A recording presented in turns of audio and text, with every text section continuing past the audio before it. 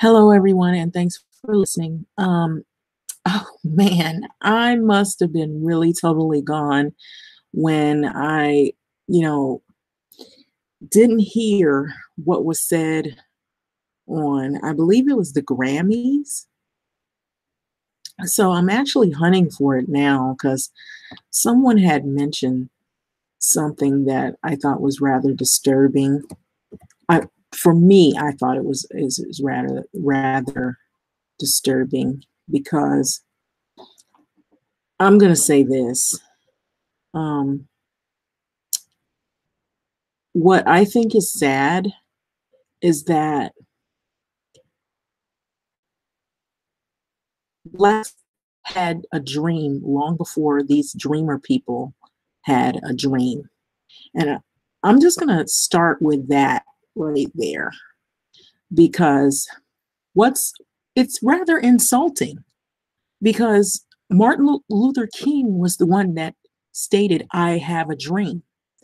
And I kind of feel like everybody that comes from somewhere else that really doesn't do the homework of the history of America when it's regarding African American or Black people or people of color, they don't really delve in and find out, okay, before we come here, we need to learn where our surroundings are and what has happened before we arrive, because it's like when you're going to travel to another country, you want to kind of know what to look out for, know the places to go, know where you're going to stay, know the ins and outs, have like a little briefing on where you're about to go.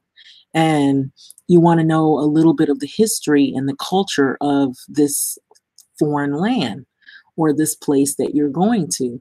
You want to know what the people are like and, the good, the bad, the ugly. And I kind of feel like what happens is people come here and they begin to only get like surface amounts of information, and they get information from the wrong people, and they don't really do enough homework to find out the history of Black or Black American culture. And so they have this assumption that all of the stereotypes that they hear that are negative, all of the negative connotations surrounding people that are Black, everything has to be something negative. It never any positivity, never any reason why things are the way they are, never any explanation as, well, why do you call people these names? Why are you treating these people in this fashion? What has happened before this? Where did they come from? Or what are the, political fights? And I feel like people don't do enough to research information to find out how other people have been treated before they've come here. And that's why you have other people from other places that get into culture fights, because you're from a different background or from a different place or country, and you don't know the history behind what other people have experienced. And so you get into these culture battles.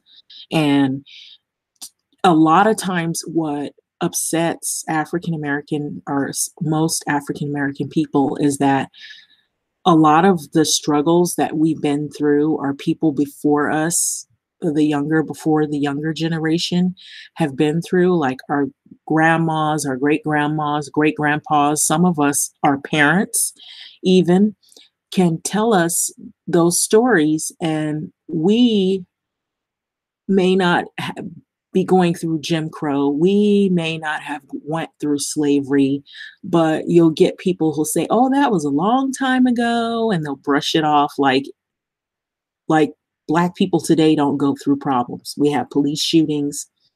There's still discrimination in all these organizations that set up like banks. Sometimes we won't be the first to get a loan. We're the last to even get hired, first to get fired. There's a lot of discrimination, even in the dating world, housing. there's housing discrimination that still goes on. It's just people do things in a different way where they don't want to get caught. So they'll say something or they'll word something differently or they'll have something in writing to deter you from applying for certain jobs, like bilingual preferred. And that's what Black people usually see. And a lot of times there are some jobs you can say, okay, we understand why you need people who speaks another language. But why is it that all of the places, when you go to hit all the places turn up like that, then that's when you start to feel like, hey, something's not right. It's unfair. And you can't say, oh, it's because of the community we serve, because here we're in the Americas, we're in the States, we're not in Mexico or Mexico. We're not in a place where it's only Spanish speaking. There are people that were here before that speak English. So you have to accommodate not only the Spanish speaking, but you need to accommodate people who are English speaking as well. Because if you do only another language and you don't do the English, it's like being discriminating. You're discriminating people who speak only English, and so it's unfair. And then primarily, why is it always happening to African Americans where they can't get hired? Or you're only hiring only a certain group of people. You don't see any African Americans working there or any African peoples working there. Now, not all the establishments are like that. I'm not saying every single establishment is, but there was one time where there was a trend going on where it was like that.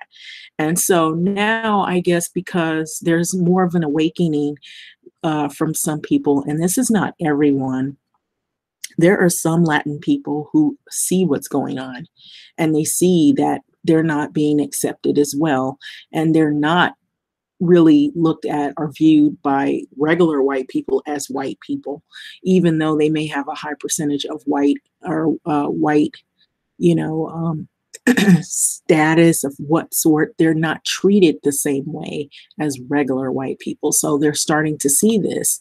And so it's unfolding right before their eyes, especially with the immigration thing. And so, and they're seeing the sentiment from different people that it feels unfair. Like whoever put this upon people here, it's like it's unfair because you have Americans who have dreams. You have Black people who had dreams long ago.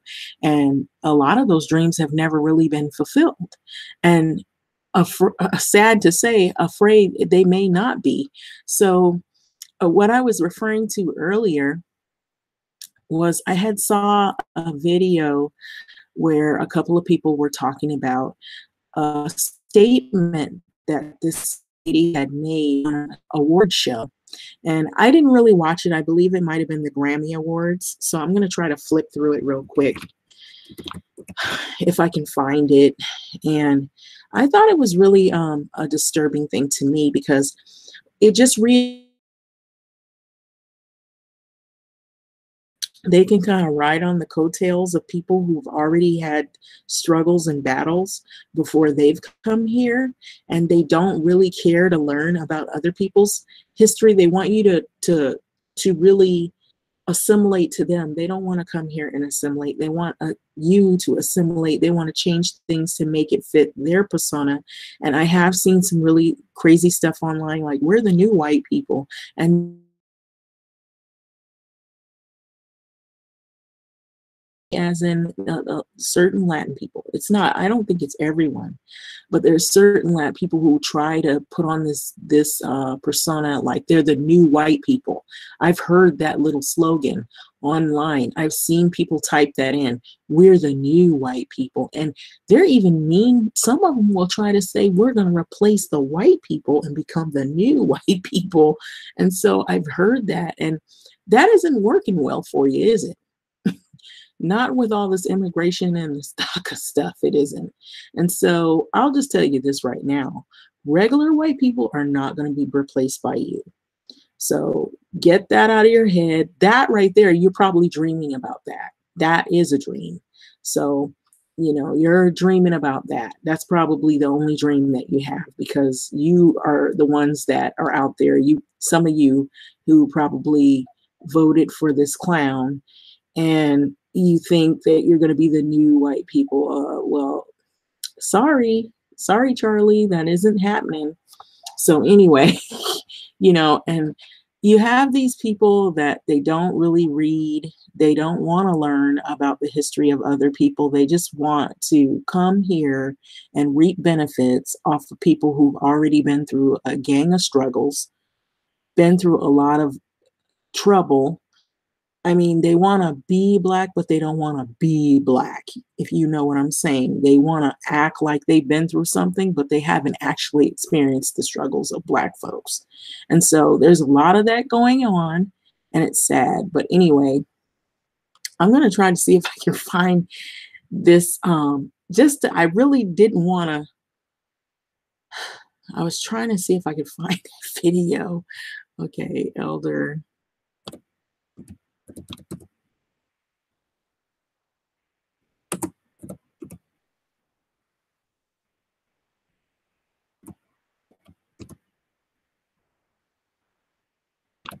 I don't know if I can find it, but the reason why I'm saying this is because actually, you know what? Her name, I know her name.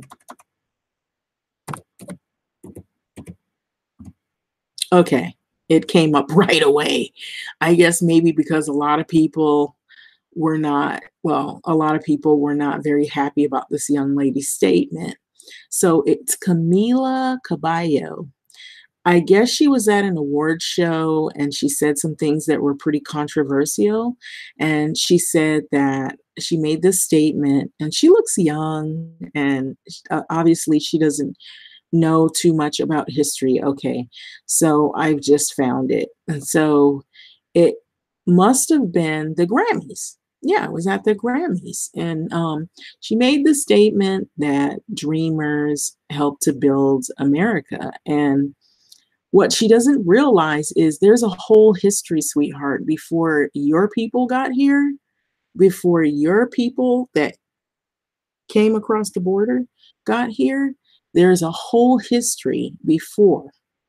And there were people who had a dream long before you dreamers came. So it's like they just don't read the history. It's like, I don't know if they're deaf, dumb, or what, but here's a little bit. This is only just a smidgen. There were Jim Crow, the history of Jim Crow. These people didn't go through that. If I just go through that whole history of Jim Crow it was in US history. Any of the laws that enforced racial segregation in the South between the end of the Reconstruction in 1877 and the beginning of the Civil Rights Movement in the 1950s. Jim Crow was the name of the ministerial routine. It's called Jump Jim Crow. So you can already hear what that's sounding like. Okay, when I say jump, you ask how high. It's performed beginning 1828 by its author, Thomas Dartmouth, Daddy Rice, and by many imitators, including the actor Joseph Jefferson. So it's not just a play, but it also is talking about a time in history which is termed, it came to be a derogatory epithet for African Americans and a designation for the segregated life. So it was a time of deep segregation. And my mother lived through that. I'm the offspring of someone who actually experienced Jim. For those of you white people that want to say it was a long time ago, no, it wasn't, because my mother told me some of the experiences, just some of the experiences she went through, and it wasn't easy. And so for those of you who think that you know everything, you don't. So just that just gave you a little bit of that. If you read the history behind what people went through before you dreamers got here, you will see never got any pay, never got any credit. And a lot of these inventions that white people have their names on, actually Black people invented those. Yes, they invented it, but you had a white person that would steal their inventions, have a black person working under them, and patent their name on the invention. Because at that time, they could get away with it. And black people had no voice, they had no say so, and they couldn't put their name on the invention that they created. So, like the lights, the refrigerator, the toilet, different things like that you think some white man did, a black person did it. Probably half the shit that you're using, a black person created it. So if you want to talk about history and who built this country, you're looking at the offsprings of people who never got reparations, who never get treated fair. You get the scraps, and that's what we're getting the scraps of, you guys are, you're going to school now.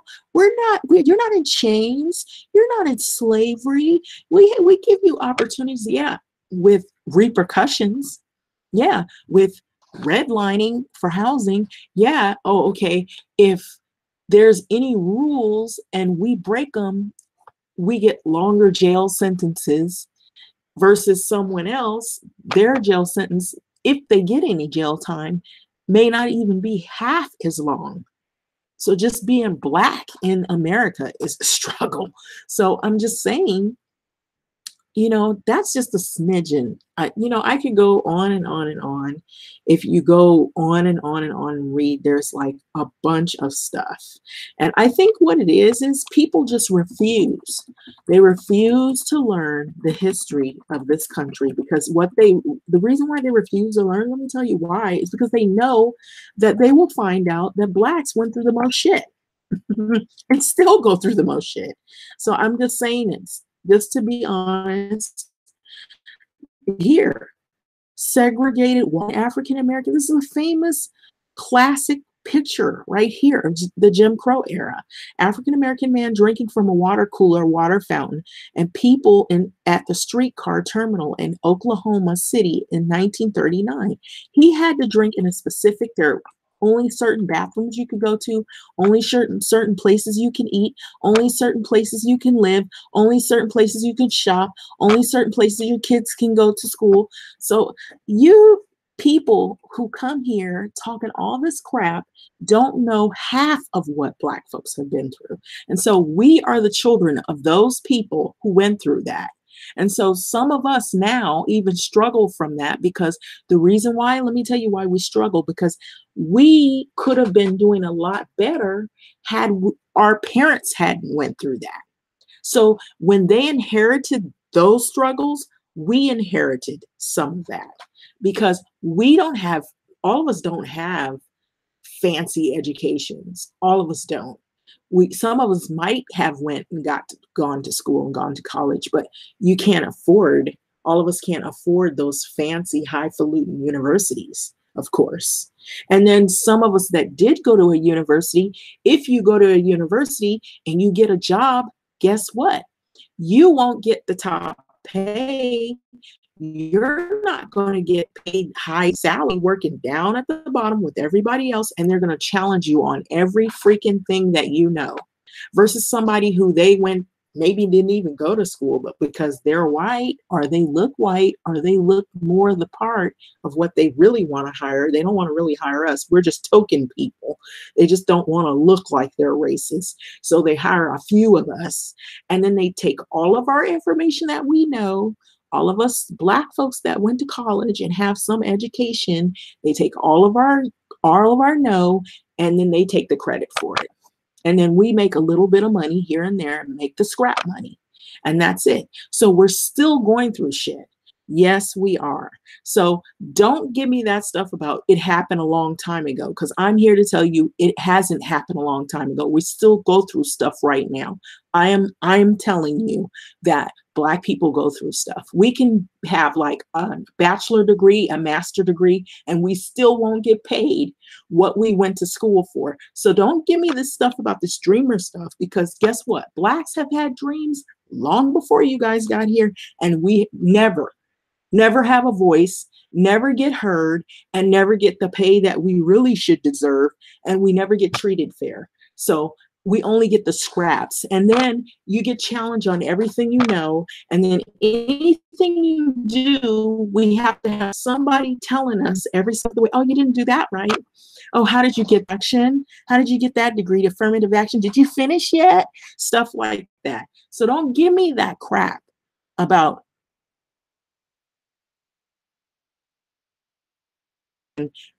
often we're fulfilled. So, get in line with the rest of us. Learn about what has happened before the people that have been here before you start running your mouth about something you don't even know. Okay? So that's a little upsetting to me, because I know somebody that actually lived through the Jim Crow era. So it's for you to sit here and say that you built this country when you didn't go through seeing or hearing about people in your family being hung by a noose, having their house bombed, firebombed, or somebody burning something that they worked hard for, blood, sweat, and tears. You have no right to even put your mouth to even fix it to say that. I'm out.